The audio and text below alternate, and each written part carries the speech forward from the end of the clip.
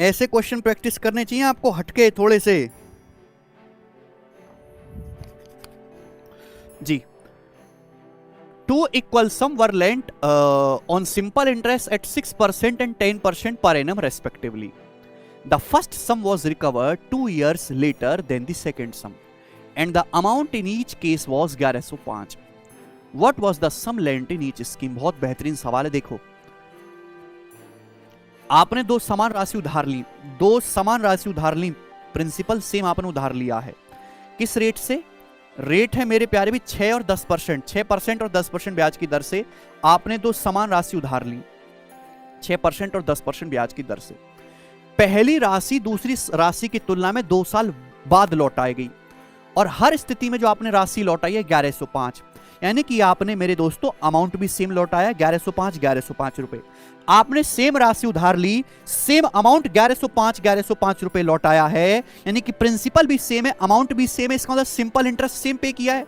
आपने simple interest जो है बराबर पे किया है दोनों केसेस में। आप बोलोगे हाँ जी सर।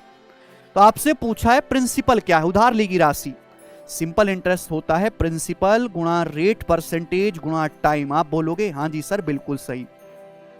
प्रिंसिपल तो मेरे दोस्तों दोनों केसेस में सेम है, ठीक है, यानी कि सिंपल इंटरेस्ट किसके प्रोपोर्शनल होगा? इसके।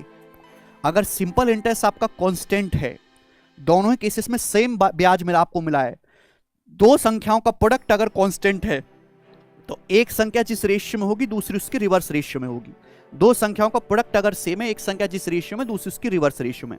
अगर रेट 6, 8, 10 है, रेट का रेशियो कितना है? 6, 10 का रेशियो 3, 5। 6 और 10 का रेशियो 3, 5 है, तो टाइम का रेशियो उल्टा होगा, 5:3। यानी कि दोनों स्कीम में जो टाइम है उसका रेशियो 5:3 है। अब सुनो, पहली राशि दूसरी राशि से 2 साल बाद वापस की गई। पहली राशि दूसरी राशि से कितने टाइम बाद वापस की गई है? 2 यूनिट। 2 की ही वैल्यू सवाल में 2 साल है। आप बोलोगे हाँ जी सर। 2 यूनिट की वैल्यू 2 साल दी है, तो 5 यूनिट की वैल्यू है 5 साल। आप बोलोगे हाँ जी सर। देखो, चाहे पहले केस से सॉल्व कर लो चाहे दूसरे केस से सॉल्व कर लो, आंसर सेम ही आएगा। ये सब तो मैंने आपको समझाने के लिए लिखा है, केवल इतना नहीं करना है एग्जाम में। यानी कि 6% आपको ब्याज पे किया है 5 साल के लिए, तो ब्याज कितना होगा? 1 साल में 6%, 5 साल में 30%।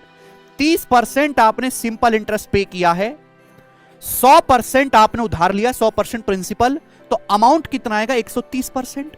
100% पे 30% ब्याज है, तो अमाउंट कितना होगा? 130%। और अमाउंट आपने कितना पे किया है? 1105।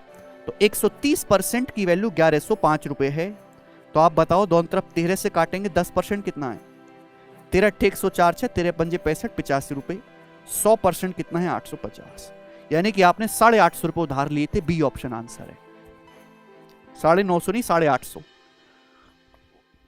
इस सवाल का लॉजिक यही है कि सेम राशि उधार ली, सेम अमाउंट लौटाया, तो ब्याज भी सेम होगा। ब्याज सेम है तो रेट और टाइम का रेशियो रिवर्स होगा। रेट दिया है, टाइम का डिफरेंस दिया है, यहां से टाइम निकाल लिया, टाइम निकल गया, रेट पता है, ब्याज भी निकल गया। ब्याज है तो अमाउंट आपको पता चल जाएगा, अमाउंट पता है तो प्रिंसिपल निकाल लेंगे।